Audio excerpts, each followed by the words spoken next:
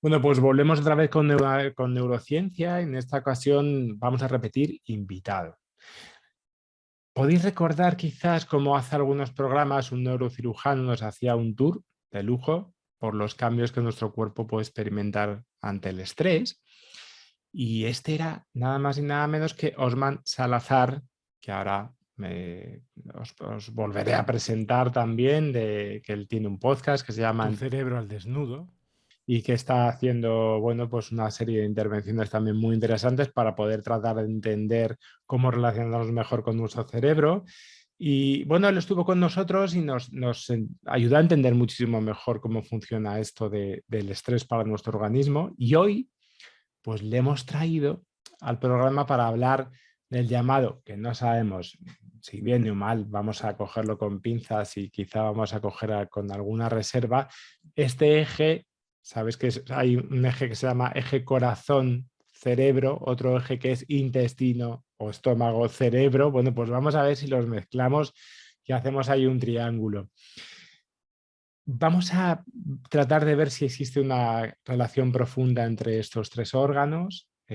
Vamos a tratar de entender también cómo puede ayudarnos a entender cómo pueden interactuar estos tres sistemas y qué hay de mágico también, qué hay de marketing y qué hay de verdad en todo esto. Pues para todo esto, señoras y caballeros, vamos a hablar de Osman con Osman Salazar. Bienvenido, Osman, ¿cómo estás? ¿Qué tal, Rubén? Encantado de estar nuevamente aquí contigo. Y muy bien, la verdad que muy contento de estar aquí. La última vez que participé aquí, me sentí muy a gusto, la verdad. Vale, muy bien. Pues vamos allá con la primera pregunta, ¿vale? Por Osman, supuesto. entonces, la primera pregunta, esto que nos están bombardeando, yo creo que desde el 2012 fue la primera vez que escuché esto. ¿Sabe usted que el estómago, sí que su sistema digestivo es un segundo cerebro? Y esto se ha repetido como un mantra durante, vamos, durante los años venideros. Se ha hablado y han corrido ríos de tinta de esto, vamos, un montón, ¿no? Y vamos a ver si es correcto o tú estás de acuerdo en llamar a este intestino un segundo cerebro, ¿no? La verdad que hay que entender que poco a poco estamos como en una tendencia global a la convergencia de lo que todos conocemos como medicina y ciencia tradicional y la medicina y terapias alternativas o complementarias. Y vamos encontrando puntos de encuentro a este respecto. Y creo que uno de esos puntos es este, precisamente, ¿no? Desde el punto de vista técnico, el intestino tiene bastantes neuronas. 500 millones de neuronas no es poca cosa. Un Ahora poco, bien, sí. compararlas con las 86.000 a 90.000 millones que tiene el cerebro, hay unos cuantos órdenes de magnitud de diferencia, pero es verdad que el intestino funciona de forma autónoma para la mayoría de sus funciones, que tiene Ujú. un ecosistema propio dentro del cuerpo, tiene su propio sistema de comunicación interna y de procesamiento y que contribuye fuertemente a los fenómenos físicos, químicos, biológicos, psicológicos del ser humano. Y creo que este último aspecto, el que tiene que ver con cómo pensamos, cómo nos sentimos y cómo nos comportamos, es lo que obviamente tiene mayor poder mediático, donde se llama más la atención. Así que esa etiqueta de que el intestino puede ser llamado el segundo cerebro es correcta no solo por la cantidad de neuronas, sino que hay 30 neurotransmisores, más o menos, que se secretan allí. Y eso es importante. Claro, lo que pasa es que entiendo que a lo mejor un cerebro es mucho más que una colección de neuronas. O sea, quiero decir, yo creo que conlleva en Exacto. sí una organización y creo que no es la misma organización la que tiene el cerebro que la que tiene todas esas neuronas que forman parte del sistema digestivo, ¿no? Entiendo. Sí, la verdad que hay una parte aquí le llamaré narrativa, es en que desde la teoría del humor, de los Ujú. humores de Hipócrates, Sí. se tiene como la bilis, las tripas, los intestinos, el abdomen. De hecho, la palabra es muy visceral por las vísceras que se encuentran en la cavidad abdominal, ¿no? El concepto aristotélico de corazón, que es donde se encuentran nuestras pasiones, y luego desde que Galeno pensaba que realmente los temperamentos se aireaban en el cerebro y que servía como para que disminuyera la temperatura de la sangre, todos estos conceptos clásicos siguen teniendo su importancia y se le sigue transmitiendo en el imaginario colectivo, ¿no? Que el cerebro es para la razón, la tripa, que es para esas sensaciones corporales y para las decisiones instintivas, y el corazón para las emociones y los sentimientos, ¿no? Y realmente tiene su matiz esta narrativa. Claro, y qué interesante esto que dices, porque mira, hablando también con Anthony Bulbena, que es un investigador, comentábamos, bueno, comentaba él más que yo, comentaba sobre todo algo que yo creo que es muy interesante y es que antes del siglo XX, las concepciones, por ejemplo, que te podíamos tener de la ansiedad se referían mucho más, no sé, había, por ejemplo, concepciones como podía ser corazón del soldado, hablaban de neuropatías, hablaban de... Y tenía una connotación en la que el cuerpo siempre estaba muy presente y que quizá una de las asignaturas quizá más pendientes que podemos tener los profesionales de la salud mental es que a partir del siglo XX todo se transforma en trastornos mentales, ¿no? Es como que Sí. diferenciaríamos por un lado el cuerpo y diferenciaríamos por otro lado la mente. Y creo que es un gran acierto todos estos movimientos que están hablando de tratar de incorporar el cuerpo también a toda esta serie de sensaciones, ¿no?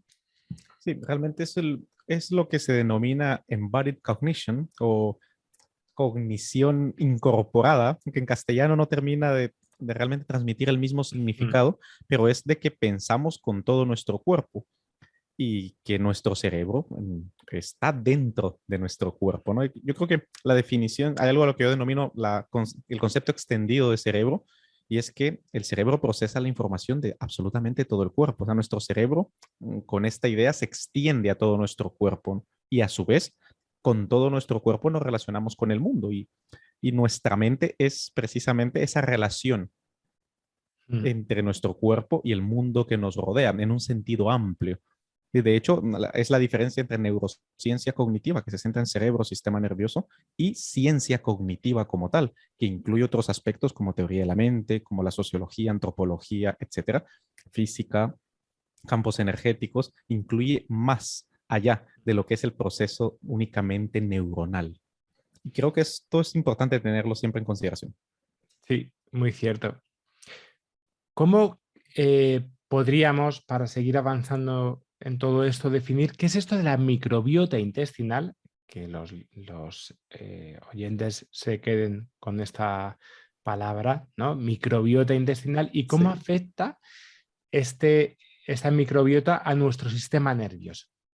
De hecho, justamente viene en relación a lo que me comentábamos antes.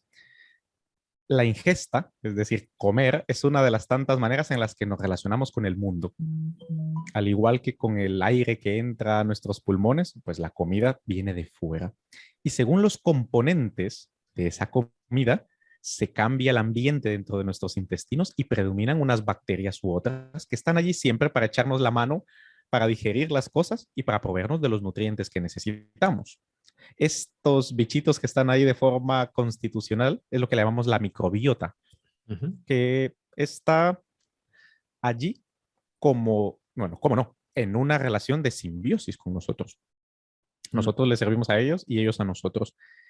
Su impacto es fundamental desde la producción de neurotransmisores. Para poner un ejemplo, el 50% de la dopamina se produce allí, del 80 al 90% de la serotonina, 15 a 20% de oxitocina, y podemos seguir acetilcolina, ácido gamma aminobutírico, el GABA, etcétera. Hay una gran, hasta 30 sustancias.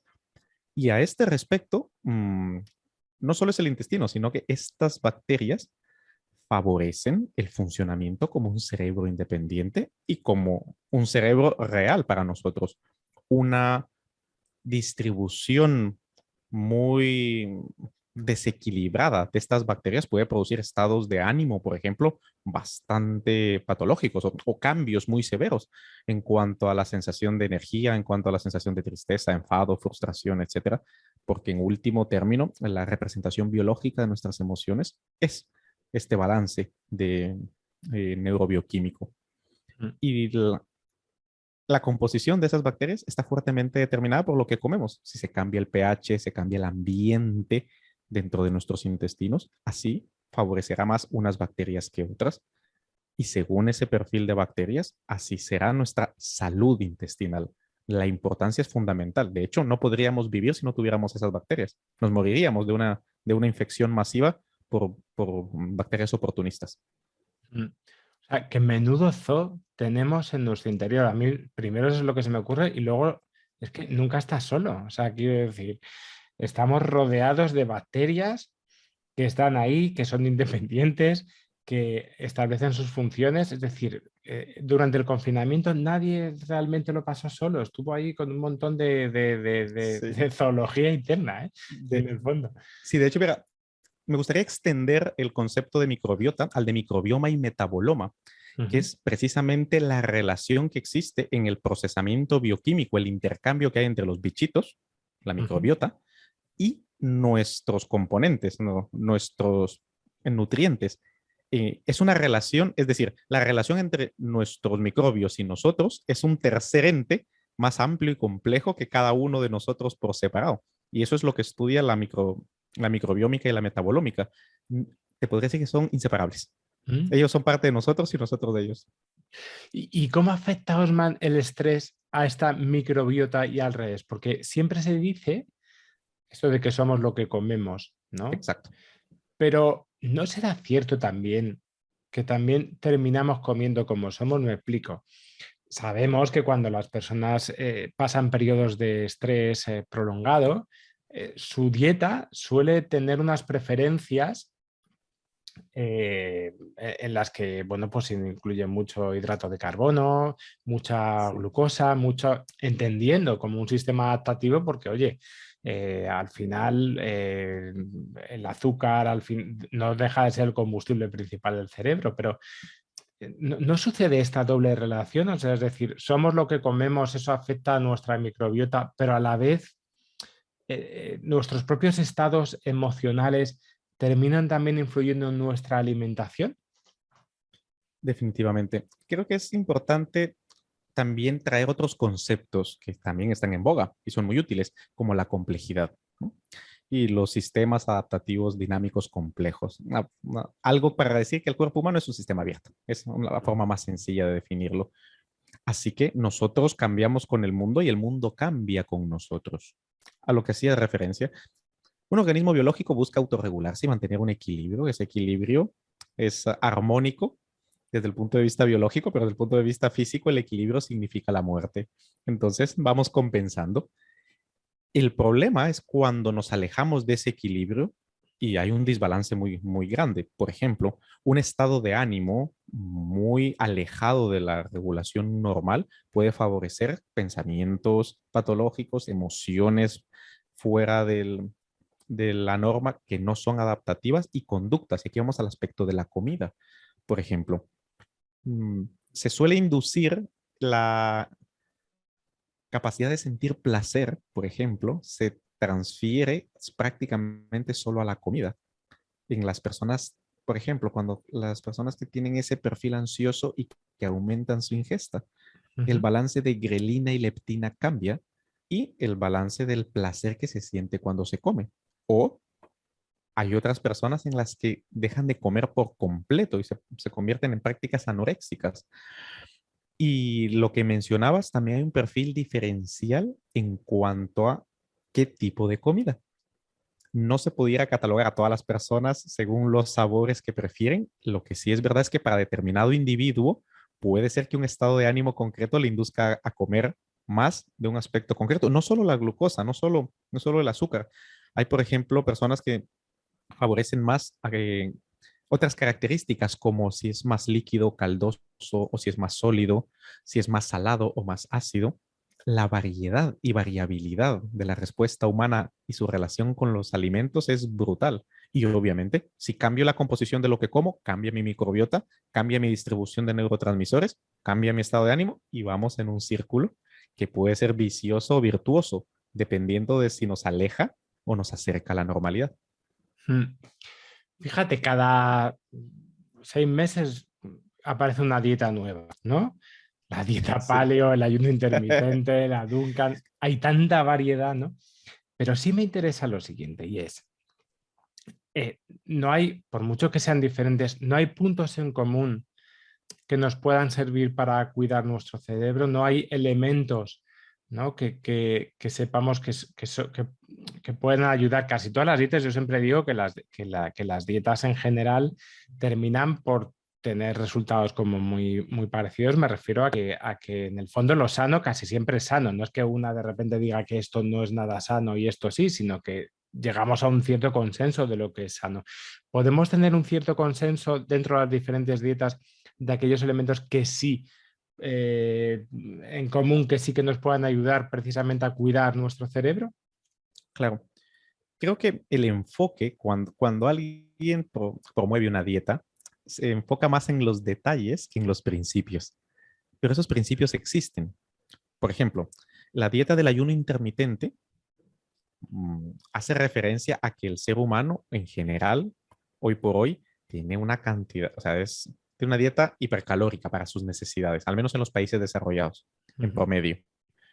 Y realmente no, la distribución de cómo nuestro cuerpo está acostumbrado a metabolizar la comida no tiene nada que ver con el horario laboral. El dividir el día en 3 episodios de 8 horas, dormir uno de estos y trabajar los otros dos, o trabajar uno, descansar uno y dormir el otro, esto es un producto relativamente reciente. Nuestro cuerpo no funciona así. Ese es el principio que va detrás del ayuno intermitente. Pero también es el principio que va detrás de la dieta paleogénica. Por ejemplo, en la dieta paleo, pues éramos cazadores-recolectores y pues volvemos nuevamente a alimentarnos de lo que en teoría era nuestro patrón de alimentación, incluyendo los grandes periodos de ayuno que, Ujú. a los que fuimos sometidos durante millones de años de evolución.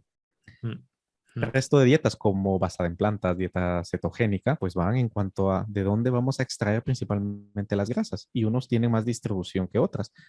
Pero los principios son, y que no son muy difíciles. Lo primero y lo más importante que pocas veces se menciona es la hidratación. El 80% del cerebro es agua. Incluso como nuestro cuerpo en general, la mayoría es agua y se olvida esta parte. Luego, si tomamos solo la masa seca, el 12% de todo lo que tenemos es grasa. O sea, 80% agua, el 12% es grasa. Y luego vamos a un 5 a 7% de proteínas, un 3 a 5% de carbohidratos. Estructuralmente, nuestro cerebro mantiene esas proporciones y quizá lo más importante a tener en consideración es no, como tú dices, es muy sencillo, no comer exagerado. La dieta hipercalórica genera radicales libres con una serie de problemas. Exagerada de un solo nutriente o solo grasa o solo proteína o solo carbohidrato no va a funcionar porque nuestro cerebro las necesita todas. Sí se sostiene un poco de que el predominio por grasas no saturadas es mejor y superior a una dieta excesiva en carbohidratos y un poco más de proteína preferible a los carbohidratos, pero realmente el resto son cuestiones de forma más que de fondo. Una adecuada hidratación, mantener los periodos de ayuno desde hasta 12 a 16 horas, está demostrado que es como funciona nuestro metabolismo, y evitar una gran carga calórica de alimentos procesados. Se podría decir que son 3 principios básicos y fundamentales que comparten todas las dietas novedosas.